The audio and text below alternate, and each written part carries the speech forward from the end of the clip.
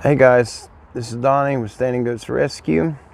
I've got an encounter that was emailed to me, and I finally learned how to split screen my camera view so I can read it straight from the screen while recording.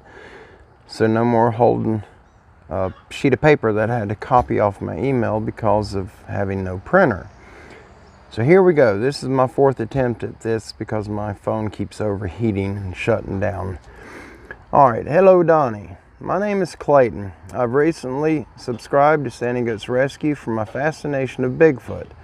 I've also grown to love goats because of your videos of them, and we even went out to the local livestock auction and bought a male and female, which we named Bobby and Beulah. You are not exaggerating when you said that they are loving animals. Ours are furry little lumps of love. Now, I'm not writing you to tell you about our two new lumps of furry love, but I wanted to tell you about our Bigfoot encounter. I brought up goats so we could let you know that you are the reason we got them, and they have brought so much happiness into our home. Thank you for introducing an amazing idea for a pet. We are in love with Bobby and Beulah. Well, good for you. We love them too, buddy. He says, my wife and I would be really happy and thankful if you could put our encounter in one of your videos. It's not as scary, but it's an interesting story. And it's the truth of what happened to us in the fall of last year, 2019. Pardon me. If it's not the type of story that you post on your channel, then we will understand. It's a great help to us just by telling someone else what we've seen, because we have nobody to talk to where we live. We're still the newbies of the neighborhood, being that we have only been living here a few months. Pardon me. Alright, this is our story. We bought 12 acres in northeast Mississippi in the beginning of 2019. And I would make the 3-hour drive from Tennessee to our new property every weekend to work on cutting the driveway from the paved road to the southernmost end of it. We wanted to clear out an area to park our small outback camper so we could spend a week at a time working on building a cabin. It was quite the inconvenience to make the long drive every Friday and Sunday. I usually came to the property alone or with my brother.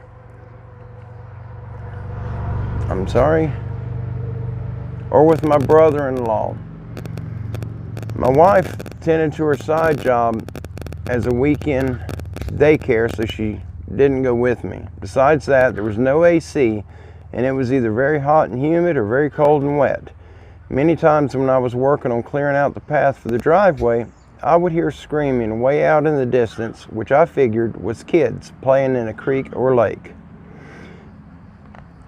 About the middle of September, when the temperature started cooling down for pre-winter, the screams died down to the point where I mostly only heard it at night, sometimes very late at night. Now I finally had the driveway cleared all the way to the back, and I cleared an area roughly 75 feet by 75 feet for the camper.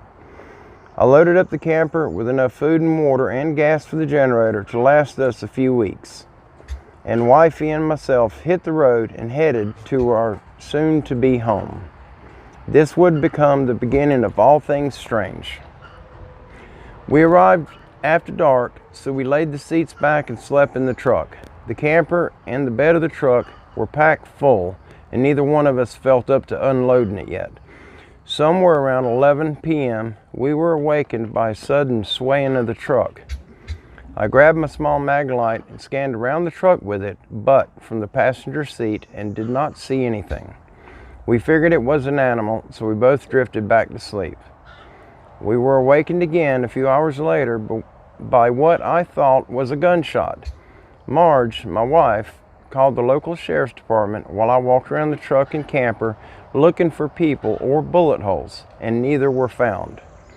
We were told by the sheriff's department that there were a few poachers in the immediate area where our property was located, and they were working on apprehending the last few that were doing it. The rest of the night was uneventful. By 2 p.m. the next afternoon, we had the camper set up, outdoor table and chairs set up, clothesline in place, and we even dug a small fire pit. We were ready for the next chapter of our life to begin. The next 4 or 5 days were blissful, very quiet except for the occasional screaming coming from the small creek that was roughly a half-mile from us, in which I told Marge it was teenagers and young people partying at the creek again. The first week of living in the camper, we ate meals that were cooked on the miniature stove. I'm sharing this because I believe it's significant to the events to come. At about the 8th day of living in the camper, the well and septic system were completed and ready for operation. I finished plumbing the water supply and the sewage to the camper early that day, roughly 3 hours before sundown. Marge went to the local outlet store and picked out 2 beautiful steaks and a pound of huge shrimp.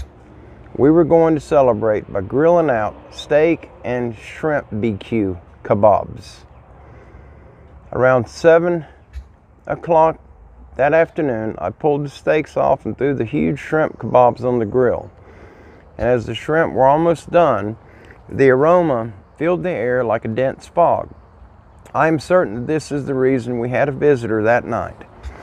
We finished dinner and went outside to lay back in the loungers and stare up into the heavens. This area is located way out in the middle of nothing. There's no houses, no farms, no buildings, and no street lights. The nearest outlet store and gas station is 11 miles west of our driveway, so the view of the sky is 100% unobstructed. At night out here, it's blackout without the moonlight. And this particular night was a blackout. Coming from behind the camper, we could clearly hear the cracking and crunching of limbs and leaves, as though a half-dozen cows were slowly moving through the brush, straight toward the camper. We were both quite nervous, especially since our firearms were inside the camper. Now, so that you understand why we were so nervous, neither one of us have ever been hunting, and since we don't hunt, we have no use for a rifle or shotgun. We own 2 firearms. I have an ATI 9mm subcompact, and Marge has a Sig Sauer 40 caliber that her father gave her on her 40th birthday.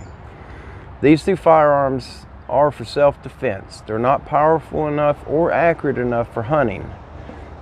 Knowing that we were not knowledgeable in how to make a lethal shot on an animal, we decided it was best for us to just go inside the camper instead of putting ourselves in a possibly dangerous situation. Once inside, we secured the doors and sat quietly, just listening, but silence is all that we heard. The next morning, I went outside to enjoy a cup of joe and decide on which project was more important to start out my day's tour list. And I realized our grill was gone. I walked to the corner of the camper where it was standing and noticed it was moved another 30 feet plus away from the camper. After showing Marge where the grill was moved, she pointed out that the cooking grate was missing, and we have still not located it to date. We think it was taken because of the juices of the steak and shrimp we cooked that evening. A week passed without anything happening other than strange sounds coming from the creek direction. But things changed quickly.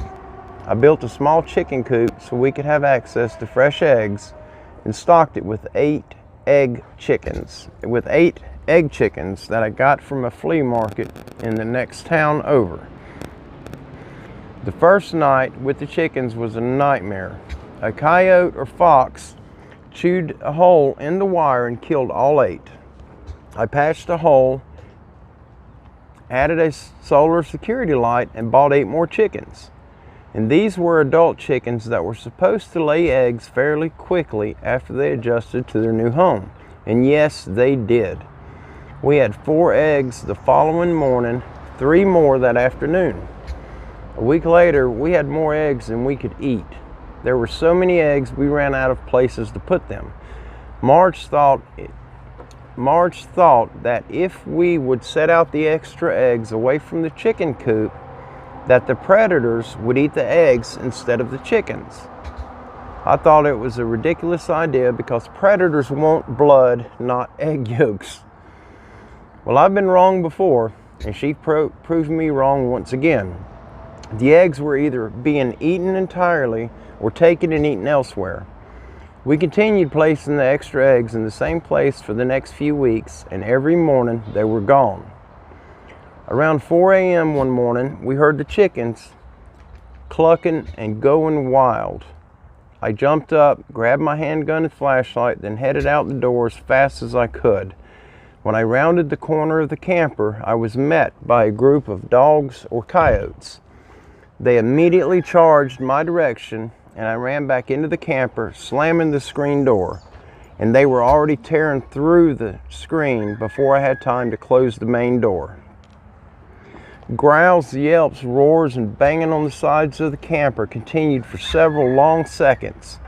They were running into the aluminum sides of the camper with such force that the camper literally rocked, and it was seated firmly on jack stands. Silence fell in less than a minute, and we listened in fear as we heard them breathing or panting heavily as they walked away. We stayed awake until after daylight. Then, after looking out the windows to verify... Guys, I apologize. My phone keeps overheating. This is take 5. And I'm going to just carry on. I had to go inside the air conditioning. It's 98 degrees outside with a heat index of 105. And my phone's overheating. So I'm going to just continue on. Alright, then after looking out the windows to verify they were gone, we eased outside to see how much damage we received to our chickens and camper. Horror-stricken is the only way to describe what awaited us. The pack of dogs or coyotes were still there. They were dead. Something came to our defense, something much more powerful than any firearm. I don't know if they protected us or the chickens and may never know. But there were a total of 6 large dogs, larger than a coyote but smaller than a wolf, and all were severely beaten.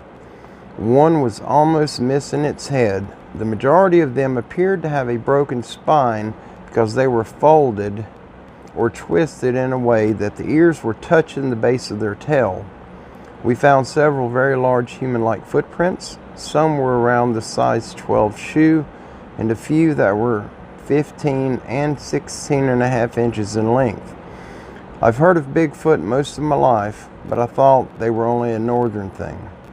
Marge and I now know that we have had a Bigfoot encounter of our own, and we believe that they have been watching us from day one. Did I report the incident to the police? No, we did not, and no, we will not. These huge beings are the reason our chickens are still alive and we are alive. Our camper still has large dents all around it. I could easily fix them, but it's our daily reminder that we have some very powerful friends nearby. We have no fear of being harmed by them or anything else on our little piece of earth. But we do not venture out to find them either. We leave them alone and we keep them stocked with eggs. That's a good idea. A month or two back, Marge went to place another batch of eggs for them and found a little doll-like figure that was made from twigs, vines, and grass. She treasures the little doll they left her, and now it hangs around her neck. She used a piece of twine and created a necklace from it. We are not afraid of these beings, but we have not seen one yet neither. We do not have any desire to go looking for them, and if they choose to come to us, well, that'll be another story.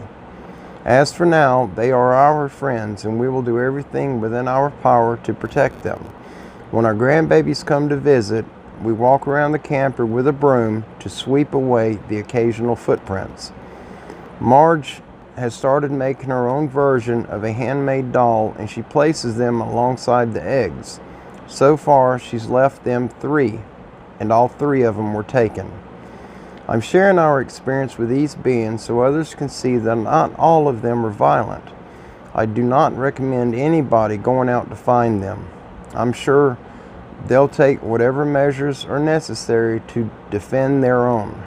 Leave them alone. I'm very sure that they will let you know they're watching eventually. They'll even protect you if it benefits them. They protected us just for a few eggs. People don't even do that. Donnie, I apologize for not providing you our exact location. We just don't want to take any chances on someone coming here and ruining the relationship we have with these beings. They have been very good to us, and I hope you are all right with this. If anything big happens again with these things, I will reach out to you. We thoroughly love your way of life, and we spend our spare time waiting for your next upload. Have a good day, and if you have time to share this story, then we thank you greatly. Clayton, Marge, and quotation, the others, end quotes. Clayton, that was a fascinating story. I have not heard one like that before. That's the first. And I hope this gets out. I hope that you see it, that it finds you well, and I hope that you're pleased with the way I read it.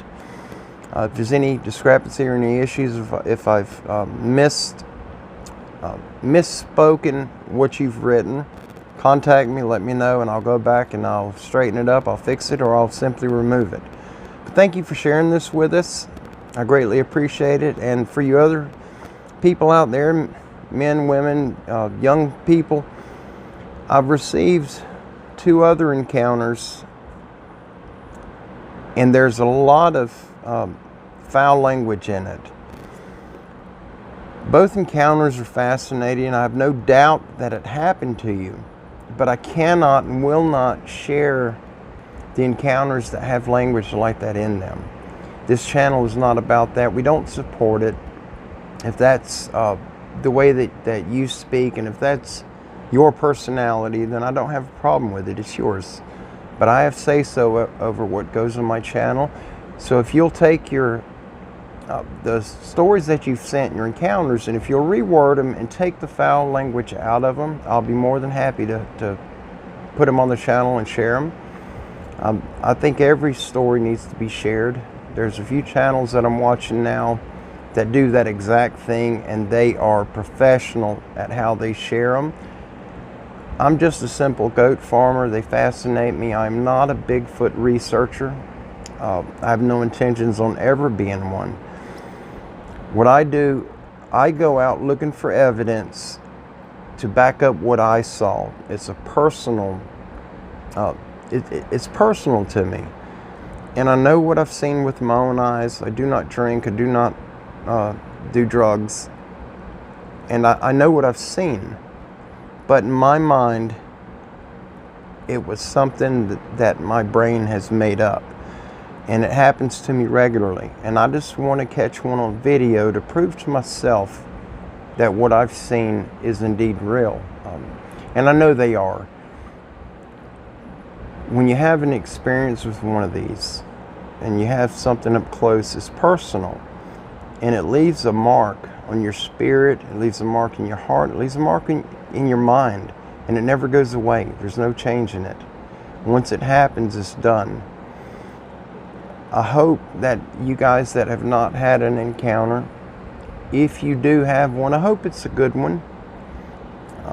I've had a lot of them. I've only had one that was bad, but every encounter scares me.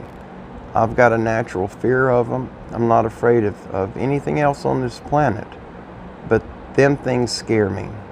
And when you're standing toe to toe with a creature that is 5 and 6 times your physical size and weight, it's very intimidating. It's very, very fearful that we don't know what they're thinking. And if they were ever to lay hands on you out of anger, there's not a thing you can do about it. And that's what gives me the most fear. Well, I just wanted to share this with you. Clayton, Marge, thank you for sharing your story. And I'll be looking forward to hopefully seeing another encounter from you guys. If you have anything else happen, please share it with me. This was one of the most fascinating stories that I've heard.